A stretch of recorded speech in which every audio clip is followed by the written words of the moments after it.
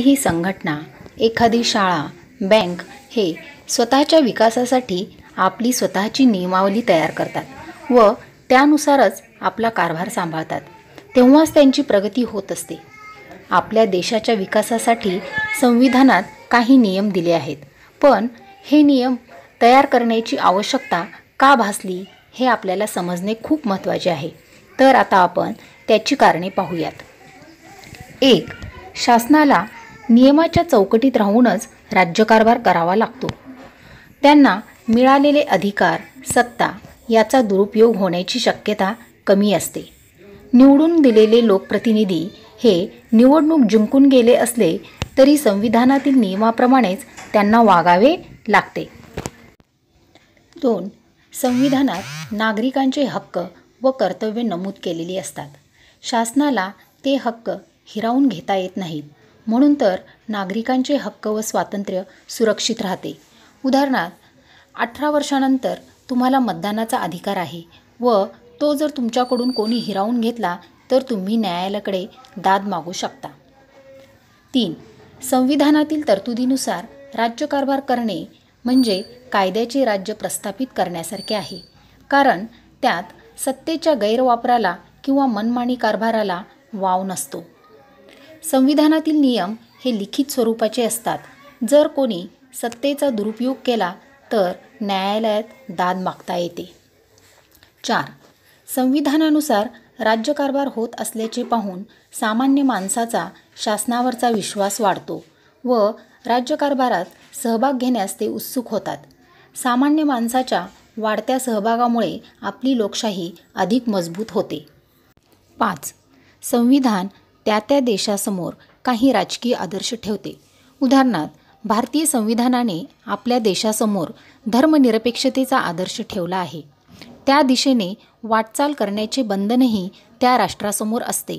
म्हणून त्यातून जागतिक शांतता व सुरक्षितता, मानवी हक्काचे संवर्धन यासाठी पोषक वातावरण निर्माण होते. 6. नागरिकांच्या कर्तव्याचा उल्लेख संविधानात असल्याने नागरिकांची जबाबदारीही निश्चित होते. म्हणजे सामान्य नागरिक हक्कासाठी लढत असतात, परंतु कर्तव्य पालनाची वेळ येते तेव्हा सर्व मागे सरकतात. संविधानात कर्तव्याचा उल्लेख असल्याने नागरिक आपल्या जबाबदारीसाठी जागरूक राहतो. यानंतर आपण राज्यकारभार म्हणजे काय ते पाहणार आहोत. देशाच्या राज्यकारभारात खालील बाबी सामावलेल्या असतात. उदाहरणार्थ, देशाच्या सीमारेषांचे संरक्षण करणे, परकीय आक्रमणापासून जनतेचे रक्षण करणे, इथपासून ते दारिद्र्य निर्मूलन, रोजगार निर्मिती, शिक्षण व आरोग्य सेवा, उद्योग व्यवसायांना प्रोत्साहन, दुर्बल घटकांचे संरक्षण, महिला, बालके व आदिवासींच्या प्रगतीसाठी उपाययोजना करणे इत्यादी अनेक विषयाबाबत शासनाला कायदे करावे लागतात. कायद्याच्या अंमलबजावणीद्वारे समाजात योग्य ते बदल घडवून आणावे लागतात. थोडक्यात, आधुनिक काळात शासनाला अवकाश संशोधनापासून ते सार्वजनिक स्वच्छतेपर्यंतच्या सर्व बाबीसाठी निर्णय घ्यावे लागतात. यालाच राज्यकारभार असे म्हणतात.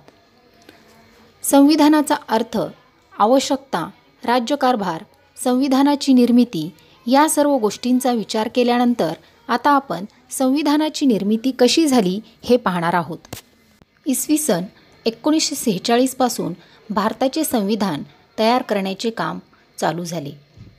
त्यावेळी स्वातंत्र्य चळवळीत जे नेते होते त्यांचा आग्रह होता की स्वतंत्र भारताचा राज्यकारभार ब्रिटिशांनी तयार केलेल्या कायद्यानुसार चालणार नाही, तर तो भारतीयांनी स्वतः तयार केलेल्या कायद्यानुसार चालेल. त्यानुसार भारताचे संविधान तयार करण्यासाठी एक समिती स्थापन करण्यात आली. ही समिती संविधान सभा म्हणून ओळखली जाते. यानंतर संविधान सभा याबद्दल आपण माहिती पाहणार आहोत. मुलांनो, तुम्हाला माहिती आहे, आपला देश 15 ऑगस्ट 1947 रोजी स्वतंत्र झाला. त्यापूर्वी भारतावर इंग्रजांचे राज्य होते. इंग्रज सरकारने त्यांच्या राज्यकारभार करणे सोयीचे व्हावे म्हणून मुंबई प्रांत, बंगाल प्रांत व मद्रास प्रांत यासारखे विभाग पाडले होते. या प्रांतातील कारभार तेथील लोकप्रतिनिधीमार्फत चालवला जात होता. त्याचबरोबर देशातील काही भागांचा कारभार तेथील स्थानिक राजे पाहत होते.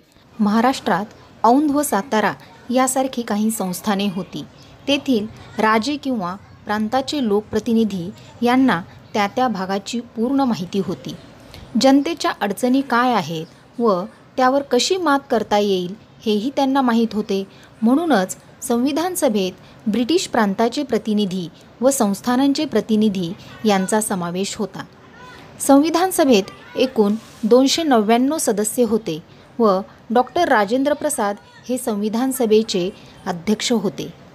संविधान सभेत पंडित जवाहरलाल नेहरू, डॉक्टर बाबासाहेब आंबेडकर, सरदार वल्लभभाई पटेल, मौलाना अबुल कलाम आझाद, सरोजिनी नायडू, जे.बी. कृपलानी, राजकुमारी अमृत कौर, दुर्गाबाई देशमुख, हंसाबेन मेहता असे अनेक मान्यवर सदस्य होते. तसेच डॉक्टर बी.एन. राव हे कायदेतज्ञ म्हणून संविधान सभेचे कायदेविषयक सल्लागार म्हणून काम पाहत होते. संविधान सभेत एकूण 299 सदस्य होते. तरीही चर्चा व विचारविनिमयाच्या आधारे सर्व निर्णय घेण्यात आले. विरोधी मतांचा आदर व त्यांनी केलेल्या सूचनांचा आदर व सूचनांची अंमलबजावणी हे आपल्या राज्यघटनेचे महत्त्वाचे वैशिष्ट्य आहे. आपल्याला माहिती आहे, भारतीय संविधान सर्वात प्रदीर्घ म्हणजेच मोठे असे लिखित संविधान आहे. ते लिहून पूर्ण करण्यासाठी तब्बल 2 वर्ष 11 महिने व 17 दिवस एवढा कालावधी लागला. भारताच्या मूळ संविधानात 22 भाग, 395 कलमे व 8 परिशिष्टे यांचा समावेश होता. काळानुरूप व गरजेनुसार यात बदल केला जात आहे व नवीन गोष्टीचा समावेशही केला जात आहे.